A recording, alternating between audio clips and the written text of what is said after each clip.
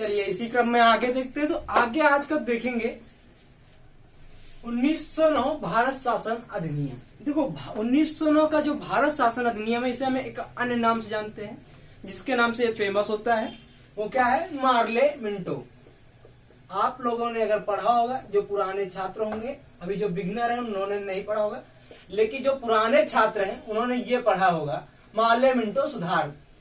Morley Minto सुधार इसे कहा जाता है 1909 को भारत शासन अधिनियम को किस नाम से जानते हैं? मार्ले मिंटो सुधार के नाम से जानते हैं।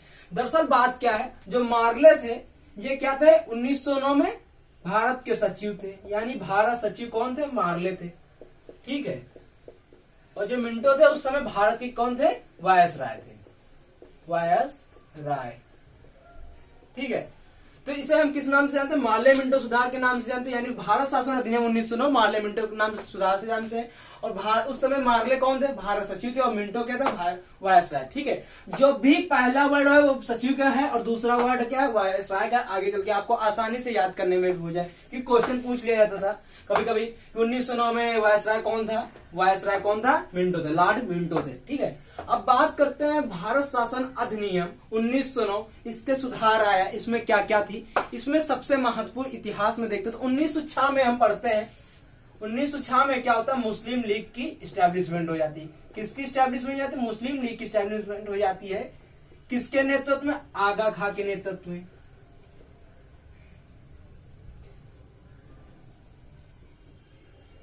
आगा खां के नेतृत्व में 1906 में मुस्लिम लीग की स्टैब्लिशमेंट हो जाती है।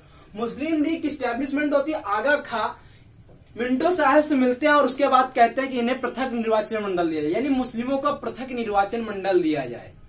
बात समझ रहे हैं? मुस्लिमों को पृथक निर्वाचन मंडल दिया जाए। मुस्लिम को पृथक निर्वाचन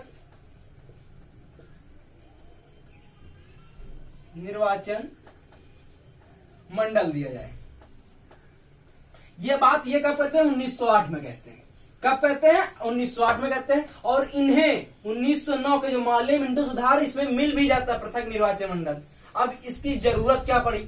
ठीक है। 1909 में पृथक निर्वाचन मंडल मिल भी जाता। ठीक है। मुस्लिम किसको मिल जाता? तो मुस्लिम लीग को। अब देखो इसकी जरूरत क्यों पड़ी इनको। ये सोचते थे कि जो कांग्रेस है उसमें ज्यादातर हिंदू हैं, वो इनको ऐसा लगता था कि हमारा जो मुस्लिम नेतृत्व वो कमजोर होता है, इसलिए इन्होंने कांग्रेस से अलग होकर 1906 में मुस्लिम लीग की स्टैब्लिशमेंट कर ली। आगा खां के नेतृत्व में 1906 में मुस्लिम लीग की स्टैब्लिशमेंट, और इन्होंने 1908 में मिंटो साहब से क्या मांगा?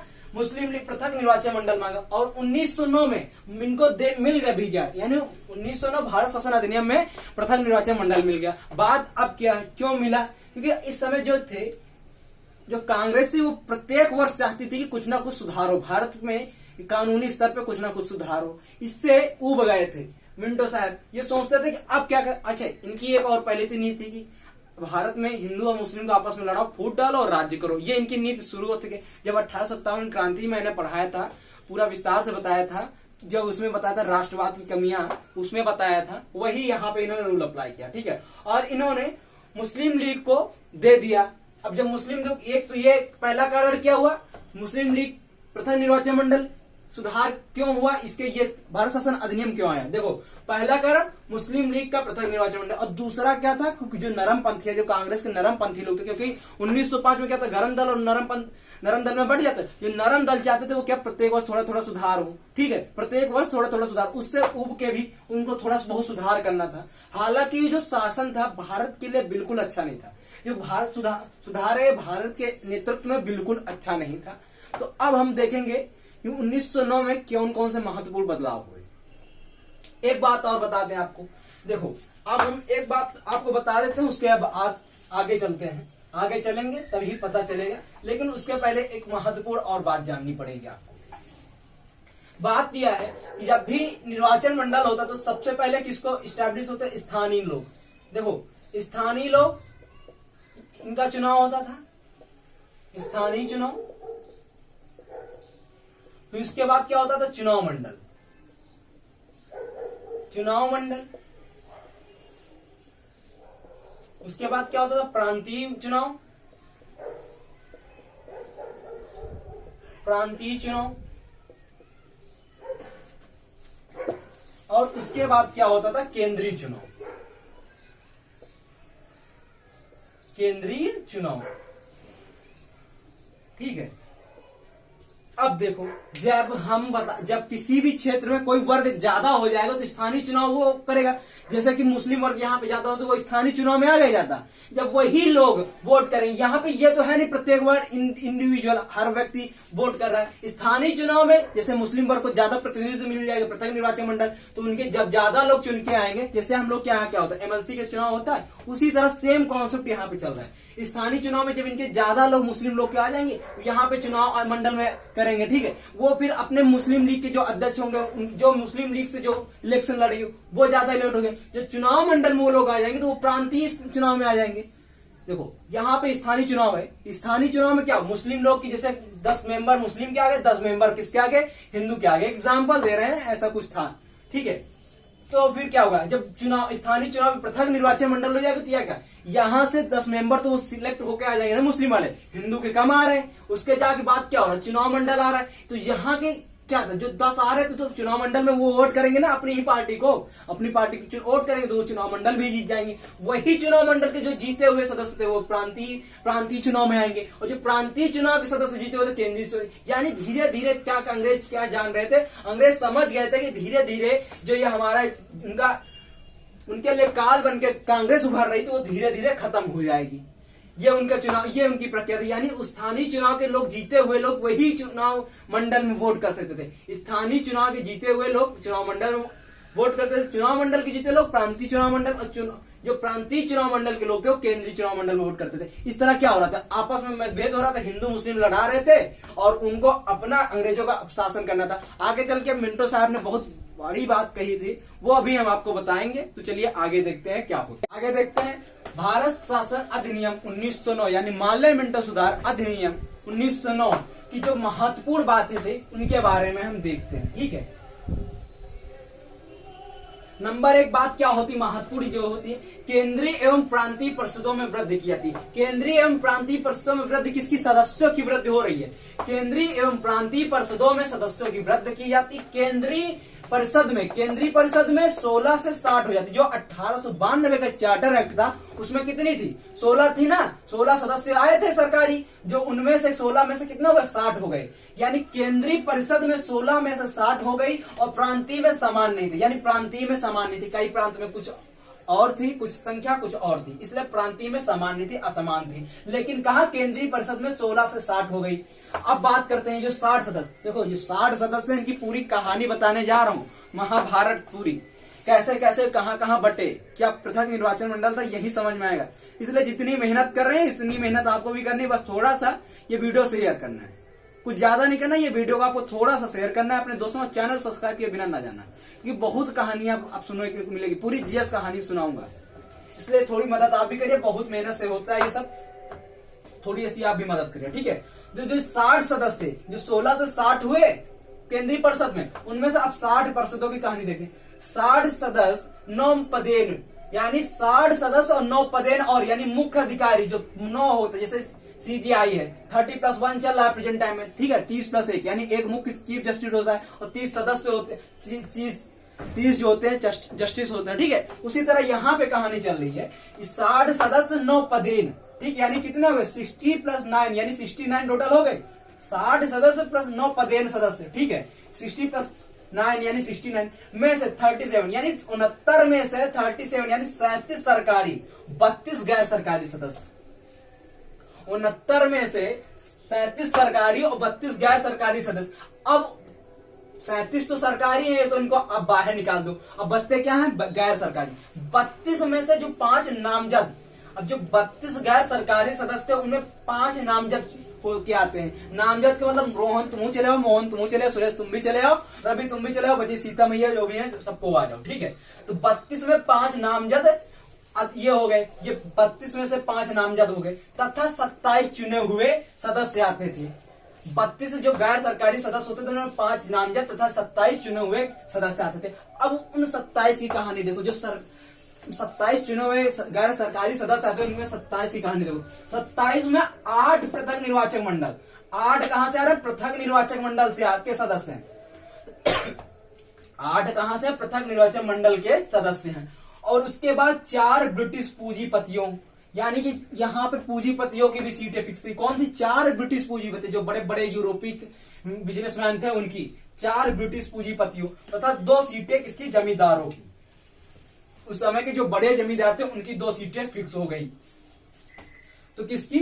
5 तो नामजद वाली, 4 ब्रिटिश पूंजीपतियों, 2 सीटें जमींदारों, 5 4 9 11 और 13 सामान्य निर्वाचन मंडलों में आती थी। ठीक है, किसमें आती थी? 13 सामान्य निर्वाचन मंडलों में आती थी। अब बताओ निर्वाचन मंडल में कितनी आ रही? 13 हटा दो अगर 69 में से, 69 में से 13 हटा दो, 56 बच रही हैं। 56 सीटें पूरी कहानी ले गई और 13 बच रहे हैं जिनमें सामान्य आ रही हैं। ठीक, सामान्य निर्वाचन, इसीलिए तो पृथक निर्वाचन मंडल कमजोर हुआ, इसीलिए तो पृथक निर्वाचन मंडल जो दिक्कत किया है, इसीलिए तो इसमें दिक्कत आई, इसी का फायदा उठाना चाहते थे अंग्रेज। अब समझ में पूरा पृथक निर्वाचन मंडल की कहानी क्या थी, क्यों वो फायदा उठाना चाहते थे। ठीक है, क्योंकि उनकी तो सीटें फिक्स थी ना, उनको तो कम नहीं चाहिए था, और यहाँ पे जो 8 सीटें थी वही कम कर गई और उसी में पूरे वो फायदा उठाना चाहते थे अंग्रेज। ये पूरी कहानी है। अब आगे की बात देखते हैं। अब क्या केंद्रीय परिषद में सरकारी बहुमत के साथ साथ प्रांतीय में गैर सरकारी सदस्यों की अनुमति थी? यानी क्या केंद्रीय परिषद में सरकारी बहुमत के साथ साथ, केंद्रीय परिषद में सरकारी बहुमत क्या? केंद्रीय परिषद में तो 1892 के चार्टर एक्ट यानी भारत शासन अधिनियम 1892 था, उसमें बताया था ना, पहली ही लाइन में बताया था कि केंद्रीय परिषद में सरकारी बहुमत रहेगा। केंद्रीय परिषद में क्या? सरकारी बहुमत होगा के साथ साथ। अब इसमें एक और चीज ऐड कर दी, यानी 1909 में क्या ऐड करें? प्रांतीय में, यानी जो प्रांत है प्रांतीय में गैर सरकारी सदस्य। ध्यान दीजिएगा यहाँ पे सरकारी सदस्य नहीं, प्रांतीय में गैर सरकारी सदस्यों की अनुमति थी। किसकी? बहुमत की अनुमति थी। यानी कि 1909 के भारत शासन अधिनियम से प्रांत स्तर में गैर सरकारी सदस्यों को बहुमत की अनुमति प्राप्त हो गई। इसके आगे की कहानी आगे देखते हैं। चलिए आगे देखते हैं। तो जो चौथा मेन कॉन्सेप्ट था वो क्या था? दोनों परिषदों में चर्चा का दायरा बढ़ाया गया, यानी केंद्रीय और प्रांतीय परिषदों में चर्चा का दायरा बढ़ाया गया। बताया था ना बजट में चर्चा का, 1892 में भारत शासन अधिनियम इनको बजट में चर्चा का प्रावधान मिल गया था ना। उसी में क्या किया? दोनों परिषदों में चर्चा का दायरा बढ़ाया गया। अनुपूरक प्रश्न पूछने, पहले बताया था ना 1892 में क्रॉस क्वेश्चन नहीं पूछ सकते थे, लेकिन यहाँ पे 1909 में इनको क्रॉस क्वेश्चन यानी अनुपूरक प्रश्न पूछने का अधिकार मिला, बजट पर संकल्प रखना का अधिकार मिला, आदि संकल्प आदि कई अधिकार मिल गए। तो बात करते हैं अनुपूरक प्रश्न पूछने का अधिकार किस भारत शासन अधिनियम से प्राप्त होता है? तो मानले मिंटो सुधार 1909 यानी भारत शासन अधिनियम 1909 से बजट पर अनुपूरक प्रश्न पूछने का अधिकार प्राप्त होता है। दोनों परिषदों में चर्चा का दायरा बढ़ाया गया, अनुपूरक प्रश्न पूछना, बजट पर संकल्प आदि के अधिकार प्राप्त हुए। उसके बाद पहली बार वायसराय और गवर्नर की कार्य परिषद में, जो वायसराय और गवर्नर थे उनकी कार्य परिषद के साथ एसोसिएशन यानी कि एक समूह बनाने का प्रावधान मिला। पहली बार वायसराय और गवर्नर की कार्य परिषद पहली बार वायसराय और गवर्नर की कार्य परिषद के साथ एसोसिएशन बनाने का प्रावधान प्राप्त हुआ।